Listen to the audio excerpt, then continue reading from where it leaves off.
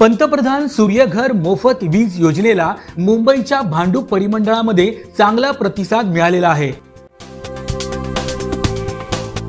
महावितरणाच्या या परिमंडळात 600 ग्राहकांनी आपल्या घराच्या छतावर सौर ऊर्जा प्रकल्प बसवलेले आहेत आणि त्यामधून त्यांना मोफत वीज मिळणे देखील सुरू आहे। यामध्ये ठाणे शहरात 53 तर वाशीमध्ये 150, पेणमध्ये 397 अशा एकूण 600 ग्राहकांनी सौर वीज मिळवण्यास सुरुवात केलेली आहे। यामुळे त्यांच्या वीज बिलाची बचत होत आहे। या योजनेमध्ये निवासी घरगुती कुटुंबांसाठी प्रति किलोवॅट 30,000 रुपये अनुदान मिळते, तर 3 किलोवॅट पर्यंत अतिरिक्त 1 किलो क्षमतेसाठी 18,000 रुपये इतके अनुदान दिले जाते।